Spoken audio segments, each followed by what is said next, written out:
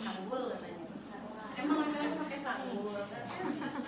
Kenapa jadi kayak Kalau pakai begini nggak bagus, katanya pakai sanggul dulu kan kayak gitu ya. Kemudian minta pasien untuk berjalan ke depan, kemudian habis itu mundur ke belakang, jalan lagi ke depan, cantik, belakang cantik. Amati cara berjalan pasien, apakah simetris, apakah ada kekakuan dan hambatan kemampuan berbalik dengan cepat, ya. Kemudian seperti kita lagi mengaba-aba pasien orang dengan berbaris ya, maju, balik kanan, semua, gitu ya. Kalau misalnya dia ada gangguan, berarti kemungkinan ada kelemahan di titik tumpunya, bisa di lutut, ya, bisa di pergelangan kakinya. Jadi, nah ini adalah heel collapse, foot collapse, mid stance, ya. Tapi kalau kayak ini jangan lupa cara jalan ya. Dulu pernah ada anekdot kalau udah pemeriksaan muskuloskeletal seperti ini, oh jalannya begini, heel, kan kalau kita jalan kan begini, gitu ya. Nah, nanti kita lupa karena jalan tuh gimana dulu sih awal. Nggak usah ya, jadi kita harus tahu bagaimana ketika jalan itu kaki diangkat, kemudian pertama adalah tumit, langsung ke depan, jalan seperti itu. Itu ada yang benar. Cara berjalan normal adalah stance 60%, kaki bersentuhan dengan tangan, atau swing, kaki di udara ke depan.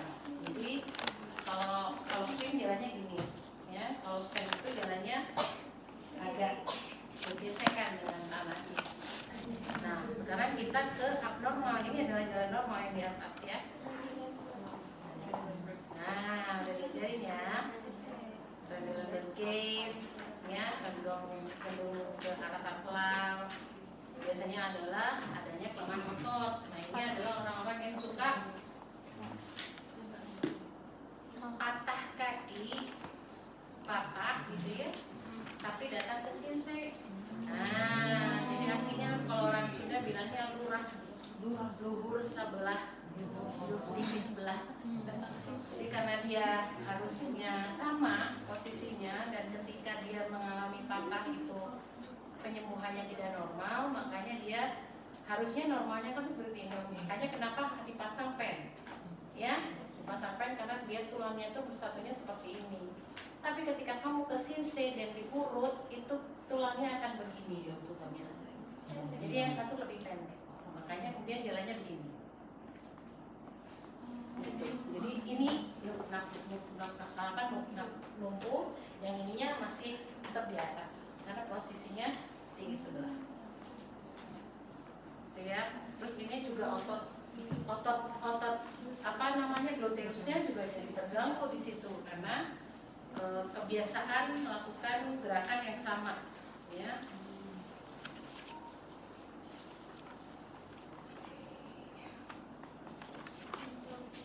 Nah, ini adalah kalau dia antalgi gait itu nyeri, gait itu langkah. Jadi kalau kakinya ada yang luka, nah pincang gitu ya. Nah, kita lihat bagaimana dia seperti itu. Biasanya kalau seperti itu ada berkurangnya fase stance, jadi fase berdirinya itu tidak ada. Yang ketika telapak kakinya itu merapat ke lantai.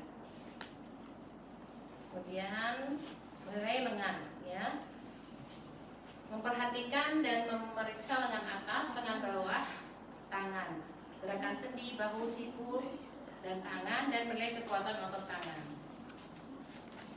Kalau yang gambar ini apa pasiennya? Contohnya pada saat kita bisa ya kan tadi kemarin yang jempolnya ke dalam kan ada swan neck, apa lagi? Baca lagi.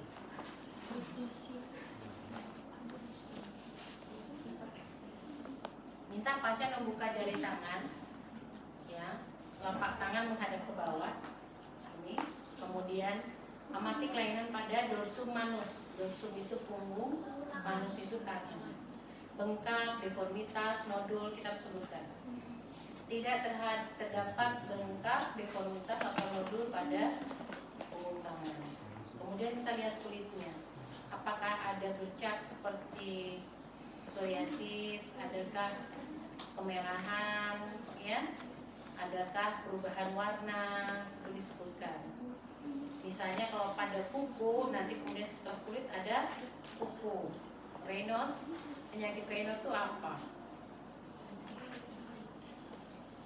Dia termasuk pada penyakit arterial disease, peripheral arterial disease. Penyebab pertamanya adalah merokok. Ya. Jadi kalau Raynaud phenomenon itu adalah ujung jarinya itu biru. Sendi, misalnya pada artikulasi Humeri, Cubiti, radio carpalia, kemudian jari tangan, ya, kelainan bentuk. Nah, kayak tadi kan, kalau pada RA apa namanya, kalau tangan ini masuk ke dalam. Kemudian balikan telapak tangan, ya. Kemudian adakah atrofi? Atrofi pada tenar, contoh carpal tunnel syndrome. Atrofi itu seperti apa? Pengecilan otot. Kecil, ya. Terutama tenar apa otot tenar?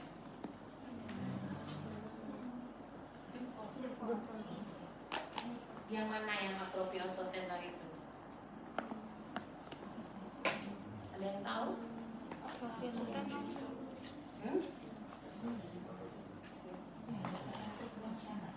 Iya. Kalau ada itu tadi lagi deh. Jadi ininya mengecil, ya. Biasanya pada carpal tunnel syndrome. Jadi di sininya masih normal, tapi di sininya yang terganggu. Ya. Kemudian adakah perubahan warna pada kulit telapak tangannya? Kalau oranye biasanya apa? Telapak tangan yang oranye. Tanya apakah dia rutin minum water. Ya, jangan-jangan dia hiperaminosis. Jadi vitaminnya terlalu tinggi. Atau pada pasien-pasien dengan ikterik juga, ya, tapi kalau ikterik jarang di dalamnya, dia lebih di sini. Terus ucap juga bisa, ya. Lakukan penekanan pada masing-masing sendi dengan jari-jari tangan. Besar tekanan 4-5 kg. Gimana ya? Harus ada ini, ya. Normal tidak merasakan nyeri dengan tekanan sebesar itu. Jika terjadi peradangan, maka pasien akan merasa nyeri. Jadi kita harus tahu nih tekanan 4-5 kg.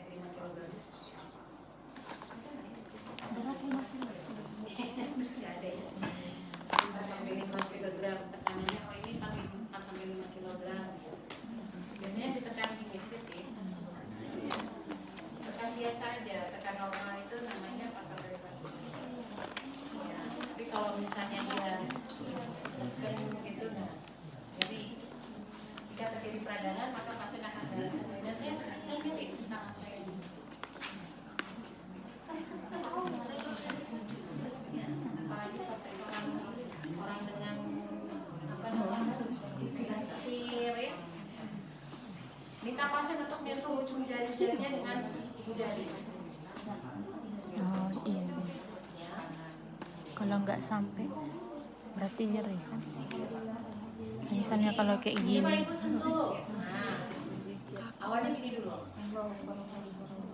Dia bersatu atau tidak? Ada yang misalnya nggak bisa, berarti koordinasi geraknya tidak bagus, terutama di otaknya. Atau bisa jadi ada kelemahan pada ototnya. Kemudian minta pasien mengepalkan tangannya. Nilai kekuatan menggenggam dan kekuatan otot jari tangan, baik fleksi maupun ekstensi. Ya, mengepalkan tangannya. Jadi kalau kita untuk mengetahui apakah pasien ini kelemahan anggota gerak pada pasien dengan irah baring, kita mau lihat dia ada kelemahan anggota gerak itu dengan menggenggam tangannya dia. Jadi kita mengajak pasien bersalaman. Ibu pegang tangan saya, ya, kanan dengan kanan, kiri dengan kiri.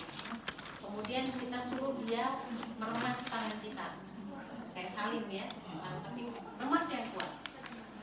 Kalau kita merasa salah satunya itu berbeda kekuatannya dan lebih lemah, berarti itu yang mengalami kelemahan anggota gerak. Kalau misalnya di kanan, berarti kita cek lagi kaki kanan. Coba bapak atau ibu angkat kaki kanan, kayak gitu. Jadi ini adalah salah satunya untuk melihat bagaimana kelemahan anggota gerak utamanya sini. Dan orang carpal tunnel syndrome juga biasanya dia tidak bisa menggenggam dengan baik, pasti nyeri. Biasanya nanti dia terbuka sendiri karena saking sakitnya. Nilai kemampuan abduksi eksternal, rotasi sendi bahu dan fleksi sendi siku. Ya, minta pasien menekan kedua tangan di belakang kepala, siku agak ditarik ke belakang. Mana siku? Nah, sudah ditarik ke belakang. Ayo.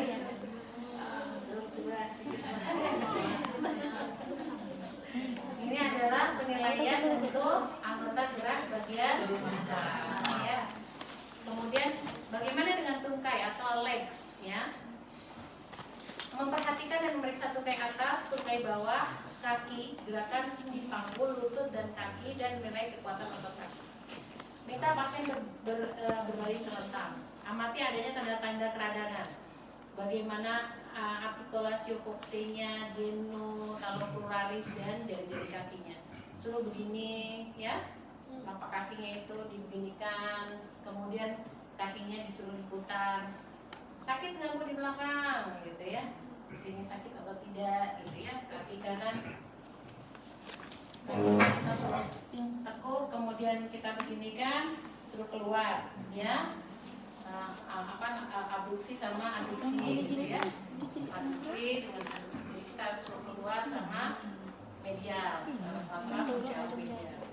Kemudian kakinya kita suruh beginikan, ya. Masih bagus atau tidak, bisa atau tidak dia gerakkan.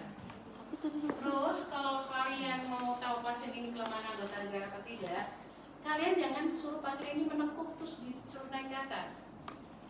Jadi kalian bebaskan semua selimut, ya, pakaian pasien, kalau perlu selimutnya pasien itu suruh kakinya lurus diangkat ke atas. Jangan suruh pasiennya menekuk terus ke atas gini. Itu nggak bisa. Kita akan melihat itu sebagai false positif. Jadi harus luruskan kakinya. Lurus kakinya Pak, angkat. Kalau dia tidak bisa mengangkat berarti itu ada kelemahan. Amati adanya deformitas saat merefleksikan sendi panggul, ya, yang di bawah sini. Ini sendi panggul kita refleksikan, ya, dia 90 derajat. Sendi panggulnya ini dengan ininya 90 derajat, ya, dari sini ke sini 90 derajat. Kemudian kakinya kita eksorotasi dan endorotasi sendi panggul. Tadi yang seperti saya bilang, ke samping, ke kanan, ke depan, ke depan. Terus kita diputar tadi ya, samping, eksorotasi, endorotasi. Terus pada sendi lutut itu lihat, rasakan gravitasinya ada atau tidak, ya. Boleh dalam posisi pasien diluruskan kakinya, kemudian lihat tulangnya. Nah, kalian kalau tahu sendi lutut itu ada bagian bursa, bagiannya tendon, gitu ya. Terus kita yang bagian melekuk ke dalam, ya. Itu melekuk ke dalam itu adalah bentuknya gini kan. Kalau kita bayangkan lutut kita tuh bentuknya seperti oval begini, ya, seperti trapesium. Trapesium atau apa itu ya bahasanya? Kemudian kita letakkan bagian yang seperti ini, bagian yang di mana namanya melekuk ke dalam, itu adalah kalau kita pegang ujungnya itu, di tengahnya itu ada ujungnya. Nah, kita gerakkan di situ. Itu lutut kita. Nah, kalau gravitasi itu punya seperti apa? Seperti kalau kalian tuh ada foam, plastik, kalau soalnya gitu, ya, soalnya seperti apa? Gitu. Nah, itu berarti gravitasi. Kalau ada seperti itu biasanya ada cahaya.